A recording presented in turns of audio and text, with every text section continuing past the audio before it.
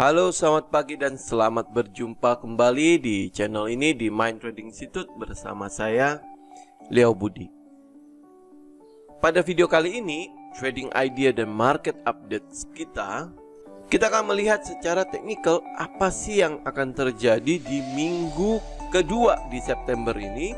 Apakah indeks sudah mulai kelelahan untuk naik seperti yang diperkirakan? Setelah indeks dibawa naik, ini adalah saatnya kejatuhan indeks harga saham gabungan. Apakah benar seperti itu? Mari kita lihat sama-sama secara teknikal bagaimana indeks harga saham gabungan, dan kita akan melihat korelasinya dengan indeks global terutama Dow Jones seperti apa. Apakah sejalan? Apakah pasar mulai realistis melihat keadaan, melihat fundamental yang sedang terjadi pada keadaan ekonomi saat ini? Mari kita lihat secara teknikal dan apa yang harus kita lakukan setelahnya. Nah, teman-teman lihat di depan teman-teman, ini adalah chart dari indeks harga saham gabungan. Dari tren yang ada secara minor trend, kita melihat memang sudah terjadi lower high dan lower low.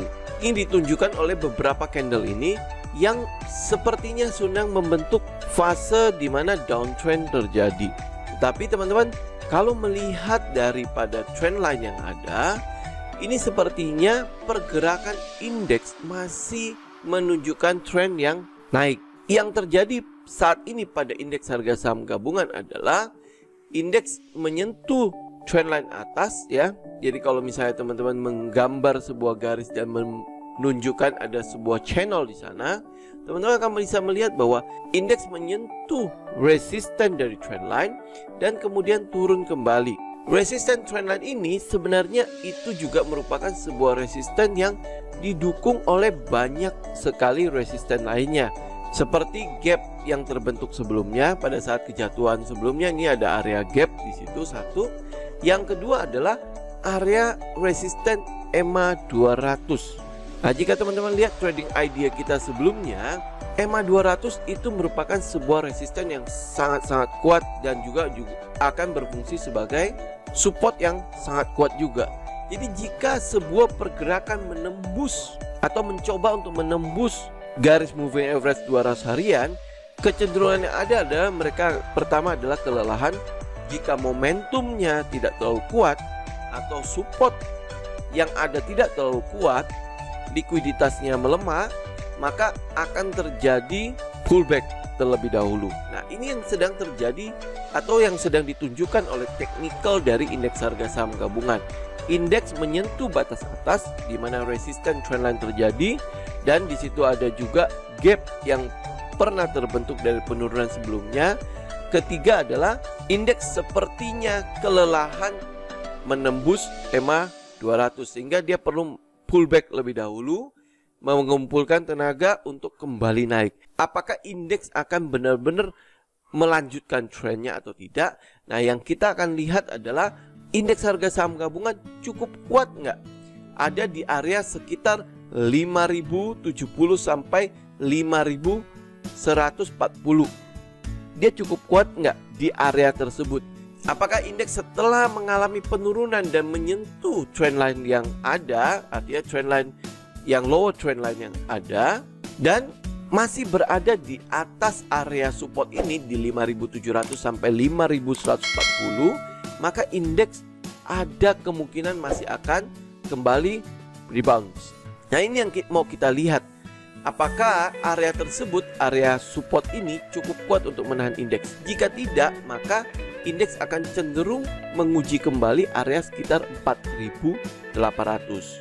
Nah, yang kita lihat di pergerakan indeks harga saham gabungan, jujur ya, kalau saya boleh katakan bahwa ini bukan market sebenarnya.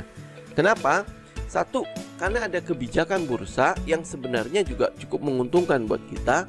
Pergerakan ARB yang tidak simetris, artinya penurunan terbesar yang bisa terjadi pada sebuah pergerakan saham hanya 7%. Sedangkan untuk mencapai kenaikan tertinggi itu bisa maksimal 35%. Jadi ini adalah yang kita sebut sebagai pergerakan yang asimetris pada bursa. Ini sebuah keuntungan sebenarnya untuk kita, terutama untuk retail.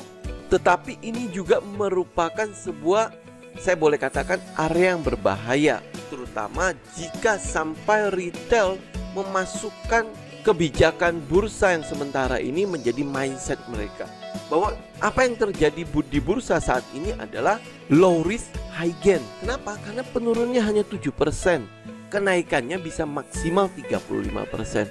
Ini adalah area yang saya boleh katakan berbahaya. Jadi teman-teman harus mengingatkan diri sendiri bahwa ini keadaan belum normal. Jadi jangan sampai memasukkan mindset yang salah ke dalam trading, terutama buat trader-trader yang baru bergabung di masa-masa pandemi ini. Kebijakan atau aturan bursa yang sebenarnya tidak seperti ini. Ini hanyalah aturan yang dibuat oleh otoritas bursa untuk menstabilkan pergerakan daripada harga saham dan pergerakan dari indeks harga saham gabungan, sehingga tidak terjadi penurunan atau kolaps yang berlebihan, sehingga menimbulkan kepanikan ya. Jadi kita mengerti bahwa di satu sisi otoritas bursa perlu menjaga kestabilan bursa, tetapi di lain sisi kita sebagai trader harus mengingatkan diri sendiri bahwa ini bukan keadaan yang normal. Selama ada peluang, selama setup kita, trading system kita memberikan kepada kita sebuah sinyal bahwa ini adalah saatnya masuk, teman-teman harus pertama lakukan perencanaan. Punya trading plan dulu, tahu di mana kita harus keluar jika market tidak setuju dengan opini kita. Harus punya stop loss ya.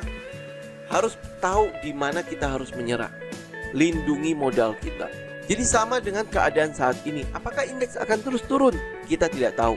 Tetapi secara teknikal kita memang melihat ada support area di sekitar 5070 sampai 5140. Itu ada area support. Jika dia cukup kuat di sana, maka indeks berpeluang untuk kembali rebound, atau sering kita sebut sebagai mantul ya. Mantul untuk menguji kembali resisten trendline 5400 sampai 5500 ya, menutupi gap itu. Apakah cukup kuat likuiditas yang ada di bursa? Kita tidak tahu, tetapi yang boleh kita katakan sama seperti di minggu lalu saya katakan, optimis boleh, tapi prepare for the worst. Prepare, selalu mempersiapkan diri dengan kemungkinan yang paling buruk yang bisa terjadi. Jadi harus tahu di mana stop loss, harus tahu di mana kita harus keluar dari bursa jika keadaan atau cuaca sudah tidak terlalu mendukung pergerakan atau perjalanan trading kita. Nah, sekarang kita lihat apa kata Dow Jones yang sering menjadi kiblat dari bursa-bursa global. Ya, kita melihat Dow Jones pun berlaku sama. Yang terjadi pada Dow Jones adalah memang dia sudah jauh di atas EMA 200. Dan teman-teman perlu ketahui bahwa pergerakan Dow Jones itu sangat penting untuk kegiatan politik dari pemilu saat ini. Jadi ada kepentingan politik juga terlibat di dalam pergerakan Dow Jones ini. Oleh sebab itu, secara teknikal memang kita melihat ada sebuah pergerakan yang cukup masif, yang uptrend yang terjadi pada Dow Jones, di mana penurunan kemarin itu turun cukup drastis ya, menyentuh hampir sekitar support yang sudah terjadi sebelumnya di sekitar 27.500-an, dan kemudian ditarik kembali ke atas EMA 20. Apakah ini adalah sebuah pertanda bahwa Dow Jones juga akan koreksi? Yang kita mau lihat adalah apakah area support di sekitar 27.570 itu cukup kuat untuk menahan pergerakan Dow Jones atau tidak. Jika tidak, maka ada kecenderungan pergerakan Dow Jones akan menuju ke area sekitar 25.680, itu di sekitar EMA 200. Dia akan kembali retest ke area tersebut. Nah, sekarang kita tinggal lihat apakah pergerakan Dow Jones ini akan memberikan kepada kita sebuah direction atau sebuah gambaran kemana bursa, kemana pasar akan bereaksi ke depannya. Jadi tinggal kita tunggu dalam 1-2 hari ini, apakah level 27.570 ini cukup kuat untuk menahan penurunan Dow Jones. Jika tidak kuat, maka kita akan melihat juga di indeks harga saham gabungan, support di area 5.070 sampai 5.140 mungkin juga tidak akan kuat menahan penurunan indeks.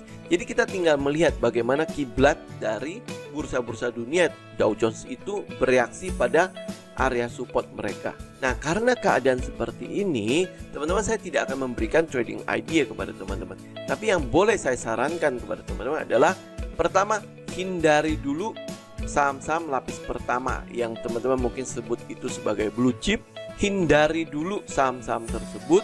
Yang kedua adalah teman-teman juga harus hindari saham-saham yang viral atau terkenal, yang banyak dikerumunin oleh entah itu retail maupun institusi. Karena jika market bereaksi berbeda atau reaksinya ternyata menimbulkan kepanikan, maka saham-saham tersebutlah yang akan pertama kali mengalami penurunan yang drastis. Hindari kepanikan tersebut. Jadi dari awal teman-teman sudah menentukan seperti apa tren ke depannya. Nah, kita lihat pola yang berulang di indeks harga saham gabungan sendiri untuk di bulan September itu adalah 50-50.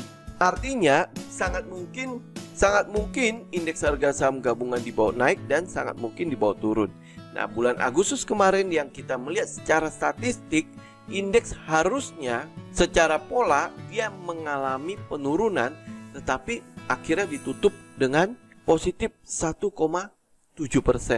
Jadi ini cukup anomali ya. Sekarang jadi pertanyaan adalah, pola yang berulang di September akan berulang atau tidak? Karena ini adalah 50-50. Dari 22 tahun kita lihat datanya, 11 kali itu ditutup dengan hijau dan 11 kali ditutup dengan merah. Apakah indeks akan ditutup dengan merah atau hijau di bulan September ini? Mari kita lihat ya. Ini secara pola kita melihat adalah 50-50. Jadi kita belum tahu kemana arahnya, tapi secara teknikal kita sudah tahu apakah area support ini akan cukup kuat untuk indeks atau tidak. Ya, sekali lagi teman-teman, hindari saham-saham lapis 1 dulu, ya, terutama yang di daerah blue chip. Dan yang kedua adalah hindari saham-saham yang terkenal, yang sering viral di grup-grup tele dan mungkin ya sering dibahas di YouTube dan lain sebagainya. Jadi hindari dulu itu, sembari kita menunggu, kita wait and see apa yang sedang akan ditunjukkan oleh indeks kepada kita, apa yang sedang akan ditunjukkan oleh technical kepada kita, apa yang sedang akan ditunjukkan Dow Jones kepada kita, untuk kita bisa menentukan arahnya akan kemana kita, bagaimana kita harus melakukan, mensikapi keadaan seperti ini. Apakah kita perlu memegang cash? Apakah kita perlu juga melihat peluang-peluang yang ada dan kita tetap ada di pasar? Semua itu berbalik kepada gaya trading teman-teman. Bagaimana teman-teman melihat pasar seperti ini dan bagaimana trading sistem teman-teman memberikan sinyal kepada teman-teman. Apa boleh masuk? Kalau boleh, oke, siapkan trading plan-nya, lakukan perencanaan terlebih dahulu sehingga teman-teman tahu apa yang harus teman-teman lakukan jika market berbalik arah, jika market terus bullish, apa yang harus teman-teman lakukan. Demikian teman-teman untuk video kita kali ini. Sampai berjumpa lagi di video berikutnya. Salam tim.